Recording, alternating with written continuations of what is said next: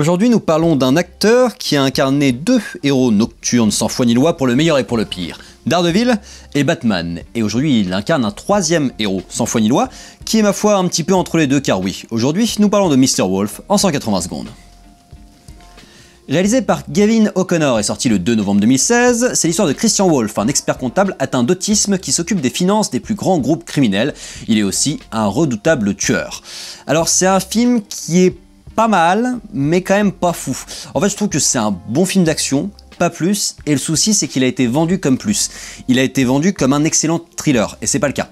Alors, sa force déjà, c'est qu'il arrive à se différencier un peu des autres films d'action par son second degré, dû au côté complètement inadapté du personnage principal. Donc c'est Ben Affleck qui interprète Christian Wolf, qui est vraiment un tueur complètement autiste et du coup qui bite rien à rien, qui est complètement à côté de ses pompes. Et il est assez touchant là-dessus, assez solitaire, et ça fonctionne pas mal parce qu'on a pas mal de moments qui sont pas de moments d'humour pur, mais vraiment de côté inadapté qui donne un petit peu de souffle au film plutôt que de faire un gros film d'action un peu lourd. Après, le souci c'est que je trouve que ça tombe dans les clichés, malgré tout, de pas mal de clichés. Déjà, le cliché de ses aptitudes. Il a des aptitudes extraordinaires, on va jusqu'à pousser le vice, jusqu'à l'entraînement de ninja style Batman Begins. Là je me suis dit, vous allez un peu loin les mecs. Pourquoi ne pas s'être contenté que ce soit un comptable juste très intelligent, que ce soit un mec très intelligent? Pourquoi il fallait qu'il soit super badass, super fort, que ce soit un tueur en série qui soit capable de tirer super loin? Ça, je trouve que c'est un peu trop, et du coup ça tombe vraiment dans le cliché du film d'action basique. Le scénario à côté de ça est en plus un peu bidon. Voilà, on retrouve le méchant entrepreneur, un bon acteur dans un mauvais rôle en plus, on a le gentil tueur poursuivi par une gentille flic avec un twist super attendu. Vous n'allez pas tomber sur le cul pendant le film en fait, tout est prévisible, tout est attendu et du coup à chaque fois qu'il se passe quelque chose on fait ah bah ouais, bah, je l'avais un petit peu vu venir quoi.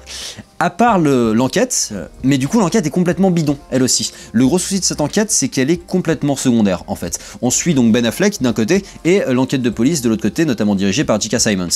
Et le souci c'est qu'elle est juste explicatif, il n'y a pas de construction narrative, construction de personnages.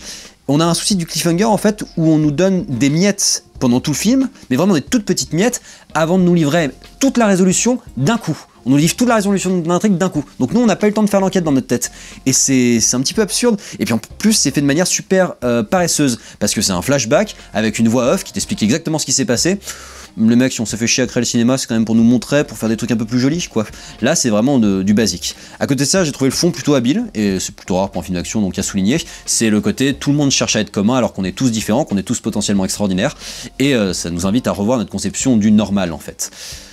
Sinon, niveau réel, c'est propre, l'esthétique des flashbacks est jolie, on a un beau plan qui robotise Ben Affleck avec une main de robot à un moment qui est assez joli, où en arrière-plan il y a une main de robot, et ça, il y a plein de plans comme ça qui jouent sur le côté robotique du personnage. Le casting est convaincant, Ben Affleck ne finit pas de se racheter de son Daredevil, je trouve qu'il est très bien. Kendrick et J.K. Simmons sont pas grand chose à défendre, mais Jon Bernthal fait du bon Jon Bernthal, comme toujours.